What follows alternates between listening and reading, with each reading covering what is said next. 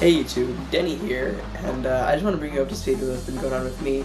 So first of all, as you can see behind me, this is my server running Ubuntu. Also, second of all, I know I've mentioned this book, is Fairly Religion by Jefferson Bethke.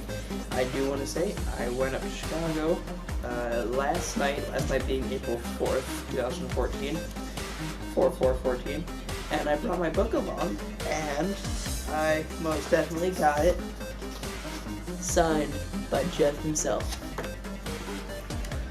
So, Mr. Bethke, if you're watching this video, I want to thank you very much, and if you don't remember me, I was the first one in line, and I was the one who was freaking out. So, I'm actually going to make a video. I know I've been doing out of the Live book, which is what I teach in class for all you 56ers that are watching. I want to make a video about last week's lesson. Last week being I don't even know what the date was. So, that lesson was about the parable of the two sons. Now, here's the story in a nutshell. And if you heard it, fast forward through here. If not, then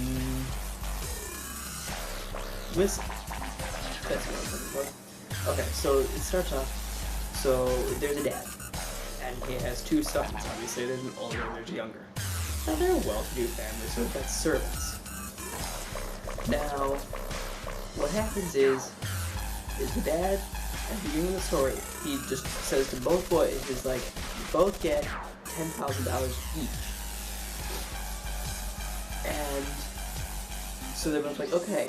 But the younger son says, you know what, Dad, can I have my money now so I can enjoy it?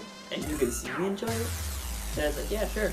So he gives the younger son his money, and the younger son goes off to the Las Vegas in biblical times. And now he sleeps with prostitutes, he probably does drugs, he gets drunk. There's a lot of things that are bad that happen to him, and he just blows his money. And eventually, he starts feeding slop to pigs.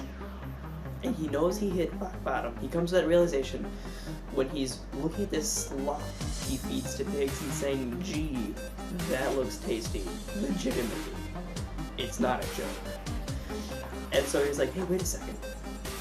I can go to my dad and I can say, Dad, I'm so sorry, and I can ask to be one of his servants. Now, I mean, I don't know about you guys, but if you get sat down so low that you have to go to ask to be your parents' servant, you know you're low. When you're looking at slop thinking that looks tasty. So, he practices his speech over and over again. And he's doing his hobble walk because he's probably a bit messed up physically, just bad living conditions. So he's probably hobbling down this dirt road and he sees his dad's house way up there. And off in the distance, there's his dad standing there.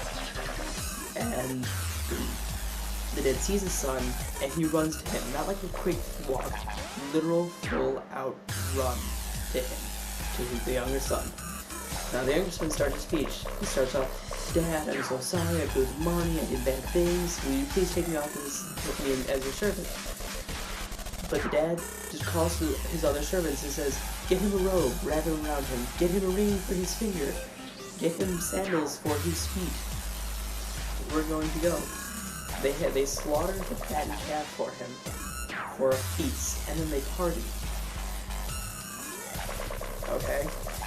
Now, later on that day, during the party, the older son comes back from working in the field. Now, the older son has been working for the dad for years and doing what he should. And the older son comes to his dad and says, what's going on? He's like, your younger brother has come back. And so we're throwing a party for him. And the older brother's just like, what? Seriously? He went and blew his money. He deserves a party? I've been working for you faithfully all these years. How come I don't get a party? And the dad, now I don't remember this exactly. I actually don't have a Bible in front of me, as is just all memory. But the dad, he says something along the lines of, I'm sorry about my voice, I'm coming down with a bit of sickness. But, so, the dad says, something along the lines of, you've worked for me, but he has come back, he has seen what is bad, and he has come back realizing that this is good. And he extends an invitation to the older brother to come to the party. Now, I want to extend the question to you guys.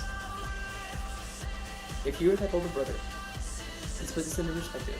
If you have a sibling, doesn't matter if it's older or younger, if you have a sibling, and they go and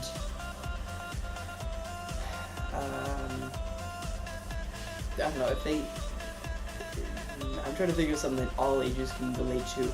Okay, so younger kids, if you have a sibling that goes and steals gum from the gas station, okay, but then they come to their parents that I'm sorry, I stole gum, they come clean, and your parents throw them a party, would you go to that party? Or older people, by older people I mean like my age, 18 or possibly older, you went out and you slept around, but you come back and you're like, I'm so sorry. You come back to your parents, say that, and then they throw your party. Or they throw your sibling party. Would you go to that party? Or would you sit there grumbling in the corner off with your back to the party, just saying, why are they get a party, what the heck? Would you go? Now I can tell you, I am an only child, which is why I have my own server, camera, but if I did have a sibling, and I can tell you this, and it'd be the same answer, if I had a sibling and I had all that experience with them, I'd still go to the party.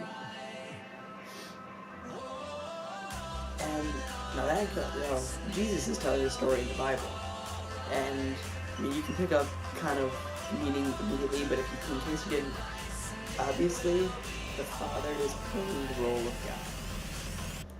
And the younger son and older son are both us humans. Now, the older sons are the people who have been faithful through their whole lives, but have had sort of this skewed version. It's like the Roman Catholics who, when they ask a question, they ask what's the church's opinion instead of what's the Bible's opinion. So, they're the people who say, hey, we've been doing this right, we deserve something. They feel like they deserve it. Which they don't. We don't deserve any of this, because we're guilty, filthy, rotten sinners.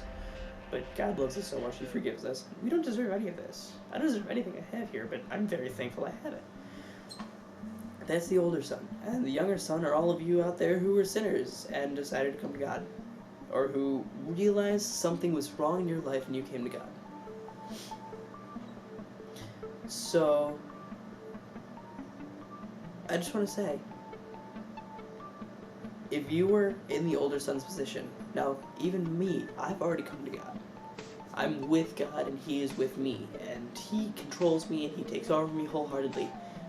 If I had a brother, and the same thing happened and they were coming to God, would I go to that party? Would I get all jealous and say, hey, he doesn't deserve a party? I do. I've been a Christ follower for longer. I didn't get no party. I'd go to the party. I'd go to a party and I'd have a good time. Some of you may say, yeah, I'd go to the party, but I'd sit in the corner and grumble, or I'd just stick by the punch bowl drinking punch, free hors d'oeuvres. No, I'd go to the party. I'd be there and enjoy myself, because I'd just be happy that I'd be reunited with my brother or sister. And the same thing happens when God comes. You're being reunited with your brother and sister in God. And in a sense, it is a party. It's always a party with God. He celebrates. I'll bet you every time somebody comes to God, God has a cake. He has a cake in front of them with their name. In front of Him with their name. Like when I came to God, a while ago, I came to God literally crying on my knees, begging for His mercy, begging for His love, begging for Him to save me. That's literally how I came to God. But He was sitting up there, He's got one of those noisemakers, a party hat, and a cake, and says, Denny, congratulations! And it's waiting for me when I get up there, and it's not going to be spoiled, not going to be dry. Because that's God. He was waiting for me. He knew I was going to come to him. He had a plan. He knows in the end all of our plans. He made the plan. I mean, he's gone. He made the plan. It's gonna follow through. He knows exactly what's gonna happen. He knows what's gonna happen 3 years from now. He knows what's gonna happen when I go off to college. He knows what's gonna happen. And so, I mean, I just want to know. Post it in the comments down below. If you got this off Facebook, post this in my comments on Facebook. I want to know. Honestly, would you go to the party? If you say yes, I can obviously guess why. Because you want to help celebrate, or maybe you just want a cool party to go to. If it's no, I want you to elaborate. 9 times out of 10, if you sit there and reread what you type before you post, yeah, second thoughts. You'll be like, hey, that's kind of a stupid thing. But if you don't have second thoughts, I still want to know. I want to know what's going through your head. And hey, if it's a good enough reason, which basically says if your reason is longer than 5 words, I may feature you in a video. And if you live close to me, I may have you right here. So, I want to know. I want to know what's going on. I want to help you. I want to help you help yourself, actually. And so with that, I want to say thank you for watching the video. Definitely check out Jeff. I also have a shirt that's signed by him. I'm going to wear it to church tomorrow. Thank you for watching my videos. Thank you for being here. Thank you for listening. And, I mean, God bless you all. Honestly. You guys have done so much for me. I mean, I'm not to the point on YouTube where I'm getting paid like hundreds of dollars to upload a video because I have so many views. I mean, I think my highest view count is 500 from like 3 years ago because I reviewed my external hard drive. I was like, oh yeah, it's kind of small, but it's got a lot of space, in my little high-pitched Jenny voice. I bet if you go look at my videos, it's verbatim acclaimed 320 gigabyte hard drive. Oh, maybe it's got like 5,000 video views. I don't even know how many. Not a lot. I'm not up to like Jefferson Bethke status where I get 26 million views on one video overnight. No, yeah, here. Jefferson Bethke, author of Why I Hate Religion but Love Jesus, with 25+ million views online. I'm not that serious. I don't get anything from this. But I want to help you guys. So that's why I'm here. And at some point, just for your guys' enjoyment, to keep you guys hooked, I may post my outtakes because I do a lot of takes for these videos. Like, this is a long video, but I did multiple takes. I may post like a behind the scenes, what I do to edit my videos. If you guys need anything, private message me, comment, just get a hold of me sometime. Thank you guys for watching, and be sure to rate, comment, subscribe, and crack. Have a wonderful week.